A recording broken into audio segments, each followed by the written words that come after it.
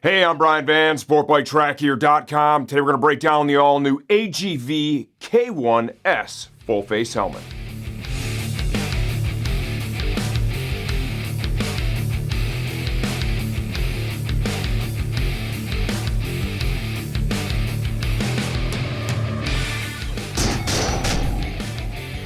The all-new K1S retails from $219.95 to $299.95 as of the time we're shooting this video. Please understand, we don't update videos for pricing changes only when the product itself has been completely redesigned. What we have here is we have a slightly updated K1 helmet. The K1 is the entry-level full face from our friends at AGV. This has been a really successful helmet for us because small outer profile, lightweight, tons of ventilation, and let's be honest, it looks kind of sick. It's also available in Valentino Rossi graphics, which everyone loves.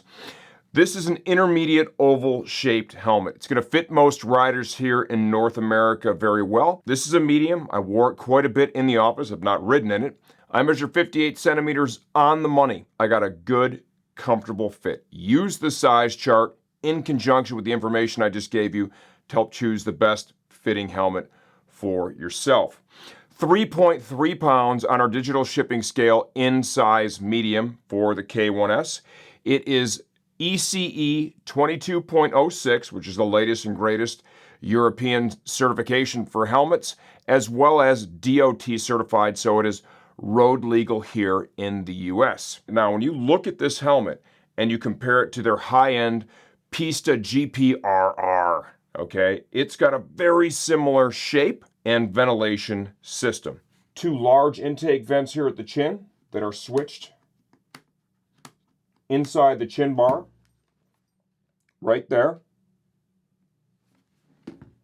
Three more large switchable vents up here in the crown of the helmet.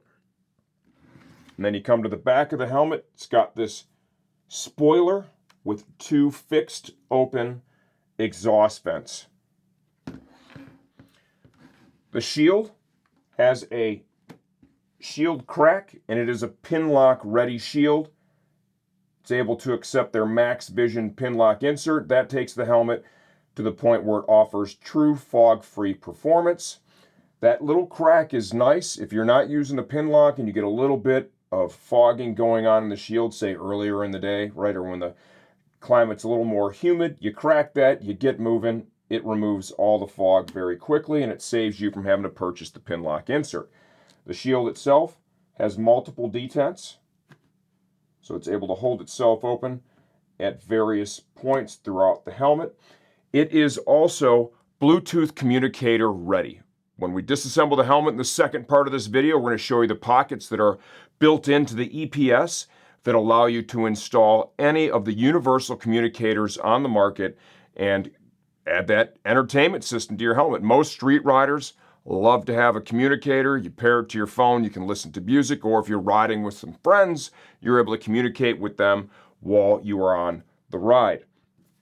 Also included is a chin curtain.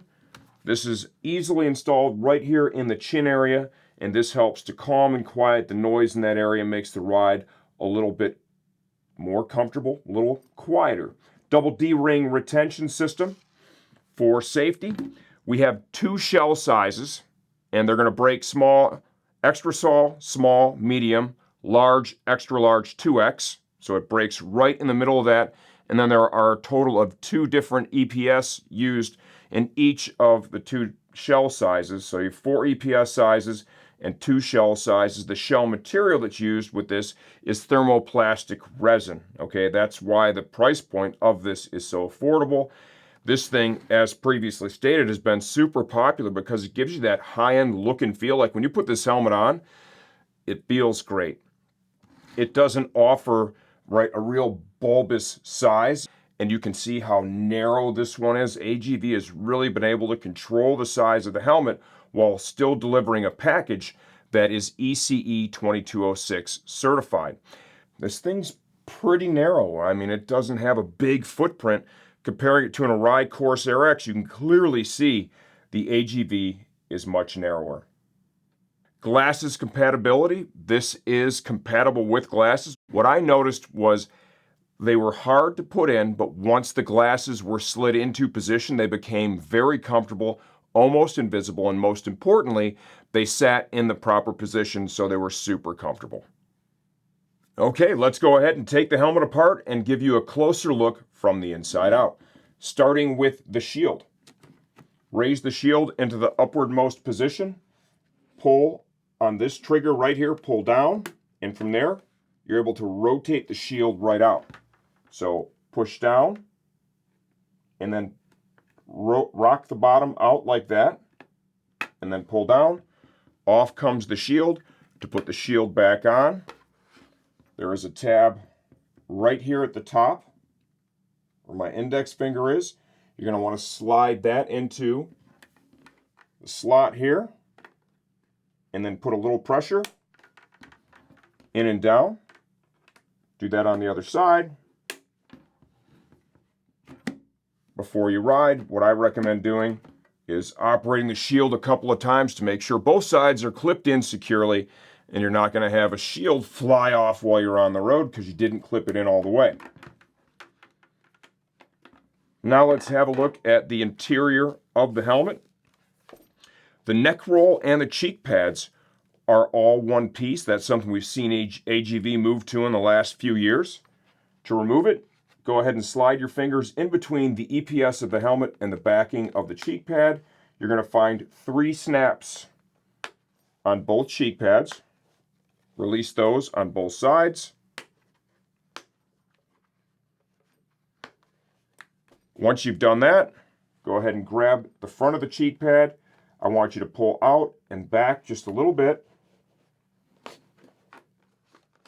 and then kind of rotate around with a similar motion,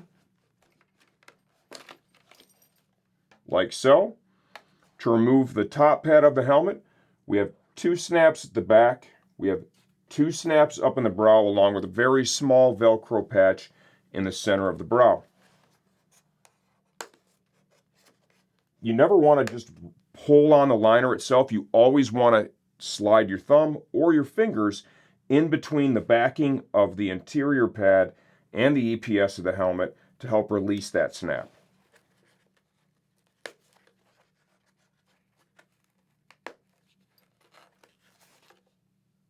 Out it comes. We'll take a quick look at our interior. And you can see what AGV has done here to maximize the ventilation of this helmet. And that's with most price point helmets, you don't get kick-ass ventilation, but with this one you do, and you can see the lengths they've went to ensure that it flows a lot of air. The interior has cutouts that are molded in to match the cutouts in the EPS that line up with the vents. And the quality of this piece is excellent. It feels great against your skin, super comfortable. Here's our cheek pad and neck roll piece. Okay, now let's take an inside out look of the K1S with the interior removed. You can see there is a ton of channeling inside the EPS of the helmet, and also the ventilation holes, both front and back, are of good size. This helmet moves a lot of air. This is the 3rd time I've said it. This is one of the strengths of this helmet, is how much air this thing moves. You can even see up in the chin bar area right here, when those vents are open and you look through those screens, you see a tremendous amount of daylight. And there's also a good close-up of that little switch right here for this vent up in the front of the chin bar.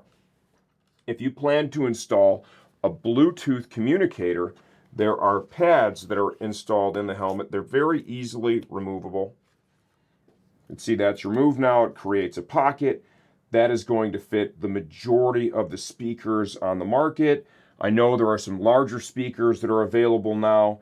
You know, those may be a little trial and error there, right? But any of the common stuff, it is going to slide right in there, and it's going to take your experience to the next level.